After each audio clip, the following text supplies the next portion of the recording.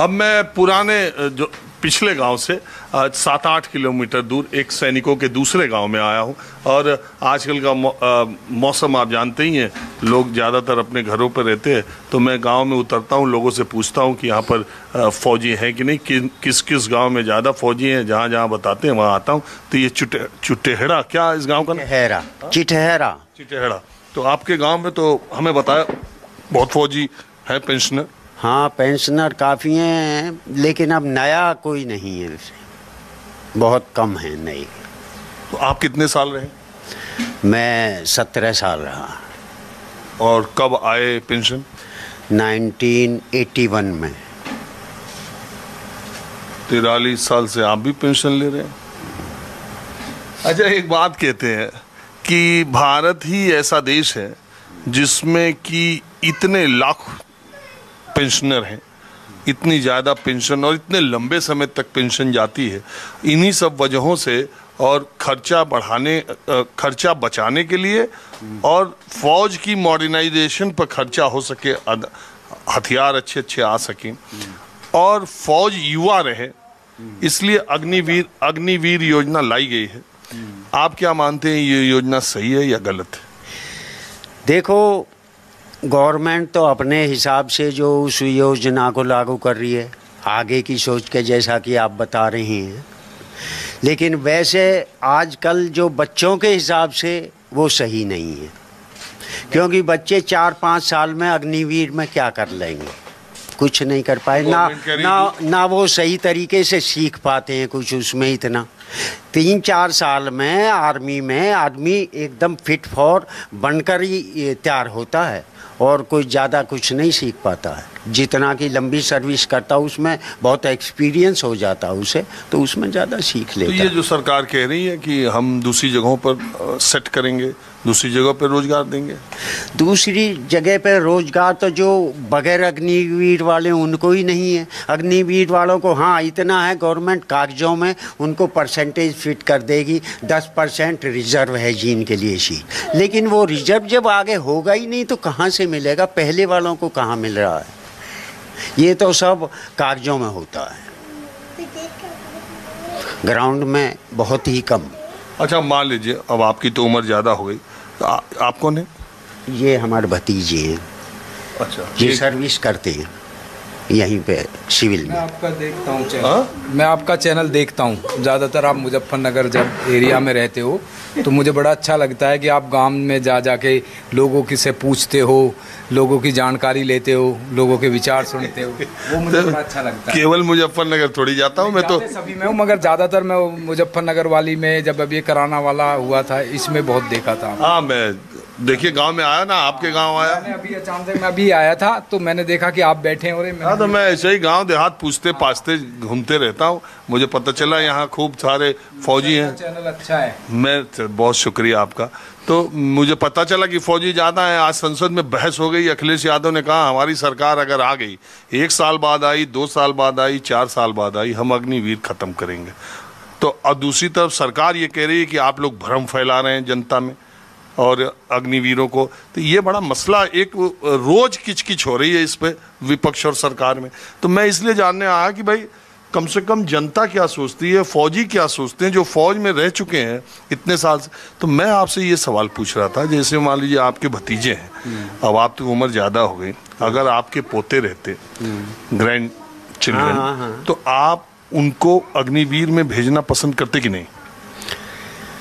देखो, हम जिस रूप में सर्विस की है ना, उसके हिसाब से तो हमको अग्निवीर सही नहीं लगता। लेकिन जब गवर्नमेंट की पॉलिसी है और गवर्नमेंट चाहती है कि हमारा हर बच्चा जो है मतलब युद्ध के बारे में कुछ ना कुछ जानकारी हासिल करे। 46,000 वैकेंसी से हर बच्चा कहाँ पहुँच जाएगा? नहीं तो वो सारे वहाँ रहेंगे नहीं ना, बार ये तो फिर निकलती ही रहेंगी वैकेंसी। तो इस तरह से भाई 46,000 इस बार ले लिए, उनमें से कुछ 4-5 साल बाद वापस हो जाने, उसके बाद फिर लेते रहेंगे, इसी तरह लेते करते रहेंगे। ऐसे तो नहीं है कि एक बार भर्ती करके फिर करेंगे ही नहीं। तो हो ही रही है, हाँ बस। तो उसमें ये भाई युद्ध के बारे में जानकारी हासिल करने से कभी भी, जैसे कि मैंने आपको उदाहरण दिया ना कि यूक्रेन और रशिया युद्ध है, उसमें यूक्रेन छोटा देश है लेकिन उसके हर जवान को थोड़ा बहुत ट्रेनिंग मिला हुआ, इसीलिए इतने दिन रशिया के आगे तो वो 10 दिन भी नहीं रुकता। रशिया तो बहुत बड़ा कंट्री है, उस पर हथियार भी बहुत बड़े बड़े हैं, तो उसी हिसाब से उसका युद्ध कौशल थोड़ा बहुत उसके नागरिकों को पता है। अब आप ये मुझे बताइए कि अब आपके गांव में जो बालक नए निकल रहे हैं, जो फौज के लिए दौड़ा भागी करते थे, पहले यहाँ दिखाई देते थे, अब अग्निवीर के लिए नए बच्चे आपके गांव में तैयारी कर रहे हैं कि नहीं? हमारे गांव में तो इतने कोई खास तैयारी नहीं कर रहे इस टाइम अग्निवीर की। आप बताइए, अग्निवीर को लेके गांव देहात के लोग और ऐसे परिवारों के लोग जिनके घर फौज में रहे हैं लोग, वो क्या मानते हैं? सर, अग्निवीर का जो है लोगों की समझ में नहीं आ रहा अभी कुछ भी।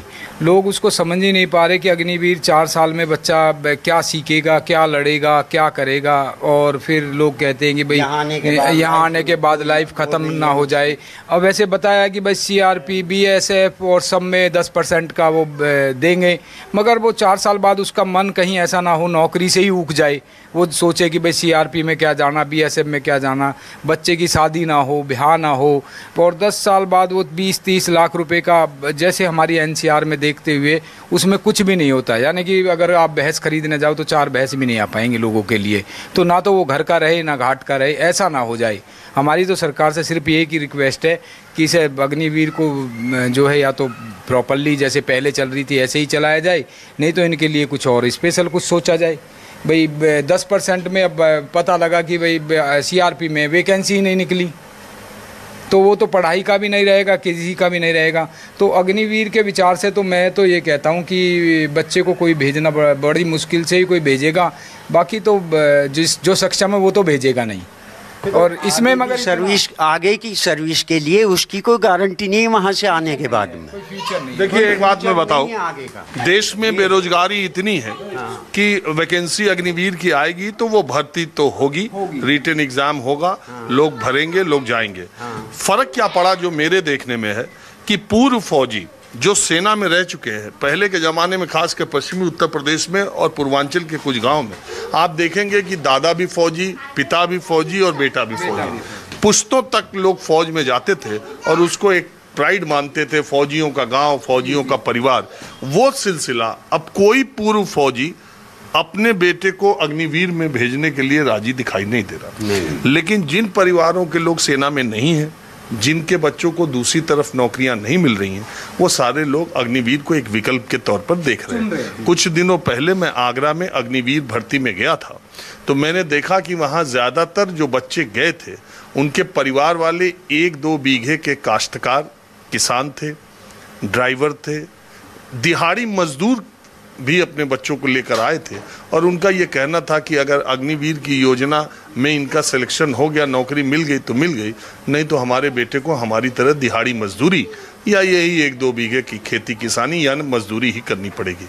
तो बात यह है कि जहाँ विकल्पहीनता की स्थिति है, कहीं कहीं ऐसे लोग अग्निवीर को, जो बेरोजगारी की हालत है, लेकिन जो लोग पहले जिन परिवारों के जाते थे शायद वहाँ अग्निवीर को लेके वो उत्साह नहीं है। बहरहाल कोई भी नई योजना आती है तो उसकी समीक्षा कुछ वर्षों के बाद ही की जा सकती है। सरकार अपने रवैये पर अडिग है, अटल है, और दूसरी तरफ विपक्ष इस अग्निवीर योजना को तुरंत खत्म करना चाहता है। चलिए मैं आपको कुछ और पूर्व फौजियों से, पूर्व